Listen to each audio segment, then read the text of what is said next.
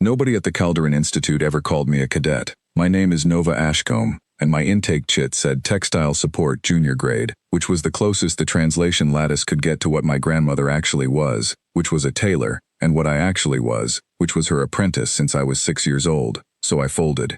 I mended tiers and field gear, replaced buckles, and sat on an overturned crate in the supply annex, while real cadets walked past me on their way to trials that had my name on none of the rosters. I didn't mind it, most days. The annex was warm and quiet, and smelled like the mineral oil they used on the buckle hinges, and nobody expected anything from me except clean seams. My grandmother had run a repair counter in the transit ring of a mining colony for 30 years before she died, mending suits for men who worked the deep shafts and couldn't afford new ones, and she used to say a seam only has to fail once to matter, so you check it like it already has.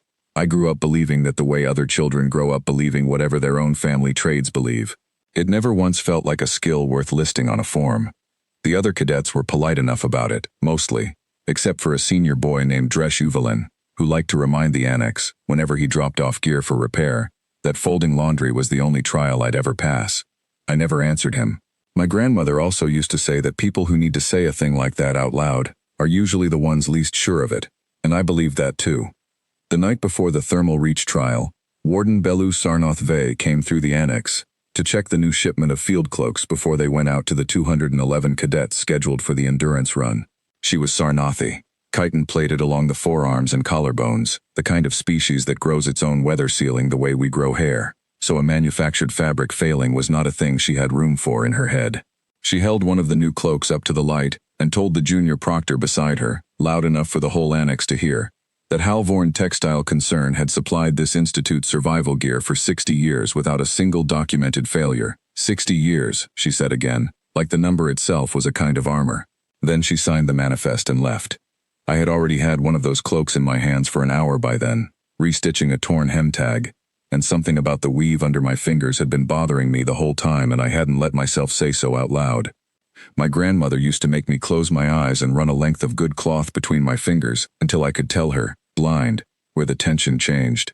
It's not a skill anyone puts on an intake form. It doesn't look like anything, but cloth remembers how it was made, and a rushed batch feels different from a careful one, the way a held breath feels different from an easy one, even before you understand why.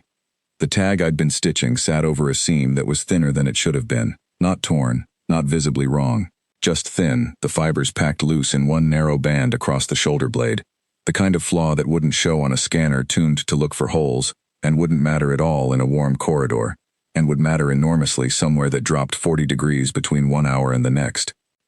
I checked the batch number against the crate. 12 cloaks, same lot, same night run off the loom. I had 6 hours before the trial bell, and no standing to tell anyone anything. So I did the only thing that was actually mine to do. I found all 12 cloaks in the ready racks, and I went through them one at a time, in the dark after the annex lights cycled down, testing the same shoulder seam on each with the same blind patience my grandmother taught me, because if the flaw was a lot problem and not a single cloak problem, it wouldn't be in just the one I'd already caught. It was in 11 of them. I reset the tension by hand on 9 before my fingers gave out and I had to switch to a needle and do it properly, reinforcing each thinned band with a doubled cross-stitch that wouldn't show under inspection and would hold at any temperature the biome could throw. I finished the 9th an hour before the bell. I had 2 left and no time and a decision to make about which 2 mattered most, and I didn't know which 2 cadets were assigned which cloaks, because that manifest wasn't mine to read either. I flagged the 10th with a knot of red thread at the collar, small enough to pass as a repair mark, and gave up on the 11th entirely. I put it back on the rack exactly where I'd found it, and sat with my hands cramped open on my knees for a while, listening to the annex hum settle into its early morning quiet, trying to decide if 11 out of 12 was a thing I could live with. I didn't know yet whose name went with which cloak. The manifest that would have told me was locked behind a clearance I didn't have, and asking for it at that hour would only have meant explaining myself to someone with the authority to send me back to bed instead of letting me finish. So I went to the observation rail an hour before the bell and stood there like I was allowed to be, because nobody had told me I wasn't, not that morning. The trial ran the way it was built to run for the first 11 hours.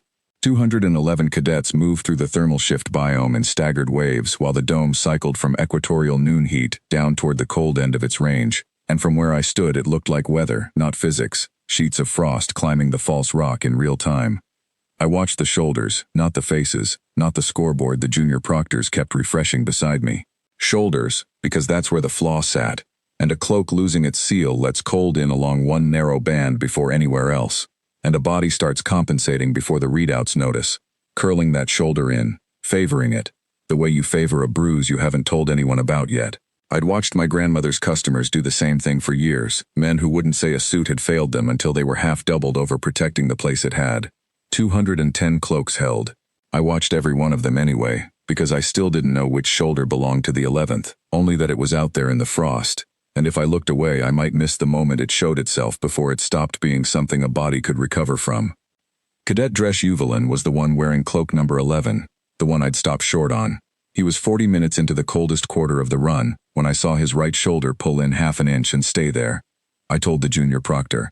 She looked at me the way people look at furniture that has started talking. I told her again, and gave her the batch number and the scene location and the word thin, because I didn't have a better one, and she still hesitated. So I said the only thing left that might make her move. Pull his readout and check core temperature against ambient loss rate for that shoulder specifically, not the average. She pulled it. The numbers didn't match what 210 other cadets were reading. Dresh was losing heat along one line faster than the biome accounted for. Warden Sarnoth Vey came off the gallery herself. She didn't ask me who I was. She asked me how I knew, and I told her about the loom run, the batch number, the tension test, my grandmother, all of it, fast, while Dresh was being pulled from the course with frost already whitening the fabric over that one shoulder and nowhere else. They cut the cloak open on the recovery table. The seam had failed exactly where I said it would, exactly the way I said it would, and the warden stood over it a long time without saying the number 60 again. She didn't hold a ceremony. Sarnothi don't, and this niche doesn't run on them even when the species does. What she did was quieter and, I think, harder for her. She filed a supply defect notation against Halvorn Textile Concern's 60-year record, cited by batch and seam location, and under source she wrote my registration number instead of my name, because that was still the only field the form had for me. Then she crossed it out herself and wrote the name in over it, in her own hand, so it would stay legible even after the ink from the number faded. The next morning there was a proper kit waiting on my crate in the annex, a institute-issue tension gauge and a set of proctor-grade needles, the kind cadets in the fabrication tracks get assigned, not the kind menial staff are handed.